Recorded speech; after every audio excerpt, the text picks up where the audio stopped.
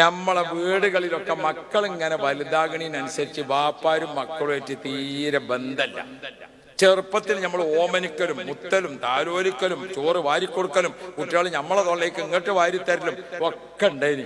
കുറച്ച് ഇങ്ങനെ വലുതാകണതിനനുസരിച്ച് മക്കളും നമ്മളും അകന്ന് പിന്നെ ഒപ്പം ഇരുന്നിട്ടൊരു ഭക്ഷണം ആഴ്ചയിലൊരു വെള്ളിയാഴ്ചെങ്കിലും ബാപ്പയും മക്കളും ഉമ്മയും ഒരുമിച്ച് ഇരുന്നുങ്ങാണ്ട് ഒരു ഭക്ഷണം കഴിച്ച് സന്തോഷം അങ്ങോട്ടും ഇങ്ങോട്ടൊക്കെ ഒന്ന് പറഞ്ഞ് ഒരു പപ്പടം ബാപ്പാക്ക് ഇങ്ങോട്ടിട്ട് കൊടുത്ത് ഒരു ഇറച്ചിക്കണ്ണ അങ്ങോട്ട് മകൾക്ക് ഇങ്ങോട്ടിട്ട് കൊടുത്ത് ഒരു സന്തോഷത്തിലൊരു ഭക്ഷണം കഴിച്ചിങ്ങാണ്ട് ഒരു കൂടിയാടിങ്ങാണ്ട് നിൽക്കണ്ടേ?